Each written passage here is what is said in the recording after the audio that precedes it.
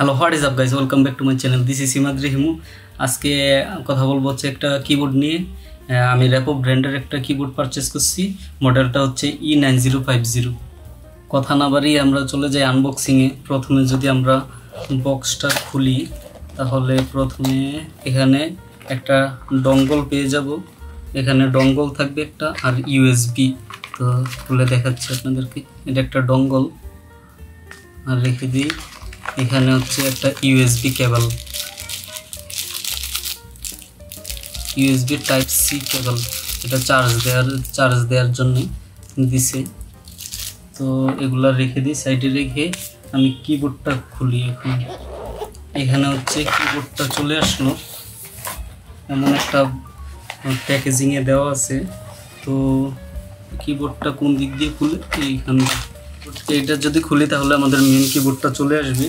এইখানে কিছু user manual দেওয়া আছে, এগুলো কোনো সময় আপনার পড়ি না, কাজেও লাগবে না। এটা অ্যাকচুয়ালি একটা 60% সাইজ কিবোর্ড। এটার 4টা ভেরিয়েন্ট হয়, 4টা কালার হয়। এর মধ্যে সাদা, কালো, পিঙ্ক, আর এটা হচ্ছে একটু দেখাই। এটা ধরলে একটা প্রিমিয়াম ফিল হয়, একবারে পুরো একটা প্রিমিয়াম পাতলা টাতলা একটা কিবোর্ড। এটা সম্পূর্ণ কিবোর্ডটা হচ্ছে মেটালিক বিল্ড, আর এখানে রাবার গ্রিপ দেওয়া আছে। তো রাবার গ্রিপ এখানে ভালোভাবেই বসে যাবে। ওয়েট তেমন বেশিও না, আবার একেবারে কমও না। আপনার টেবিলে রেখে রাখলে পুরো এত সহজে স্লিপ করবে না এই জিনিসটা। কিগুলাতে একটা সুন্দর টেক্সচার দেওয়া আছে, আর ধরলে একটা গ্রিপি ফিল হয়। আর কিগুলা হচ্ছে আপনার সিজার কি।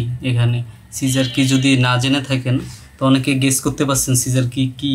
সিজার কি হচ্ছে এমন ভিতরে একটা লকিং মেকানিজম থাকে। আমি খুলে দেখছিলাম ল্যাপটপের যখন কিবোর্ড নষ্ট হয়ে গেছিলো। তো এটা উপরে এইভাবে থাকে, প্রেস করলে এইরকমভাবে নিচে নামে, আবার আনপ্রেস করলে উপরে উঠে যায়। এইভাবে কাজ করে এটা, সেই জন্য এটাকে সিজার কি নাম দেওয়া হয়েছে। আর এখানে হচ্ছে দেখেন ব্লুটুথের আইকন যেগুলোতে দেওয়া সেটা হচ্ছে switching mode, multi device switching mode. বিভিন্ন ডিভাইসে সুইচ করতে পারবেন, মোবাইল, ল্যাপটপ, তারপরে পিসি, যেটা ডেস্কটপ। তারপর ডঙ্গল দেওয়া আছে একটা। এই ডঙ্গলটা দিয়ে হচ্ছে আরেকটা ডিভাইসও কানেক্ট করতে পারবেন। যাদের ডেস্কটপ আছে তারা এটা ইউজ করতে পারবেন। ব্লুটুথ সিস্টেম কানেক্ট হয় না যাদের, তাদের জন্য এটা ভালো হবে ডঙ্গলটা।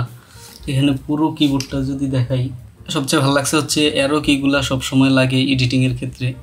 এটার হ্যান্ড ফিলও অনেক ভালো। আমি এটার সাউন্ডটা একটু শুনিয়ে দিচ্ছি আপনাদেরকে, সাউন্ডটা একটু খেয়াল করবেন।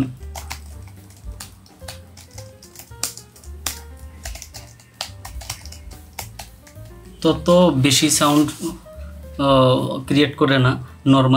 নর্মালি আমরা ইউজ করলে এত জোরে প্রেস করিও না। এইভাবে সাধারণ প্রেসে অনেকটা মানে তত বেশি একটা সাউন্ড হবেও না, হওয়ার কথাও না।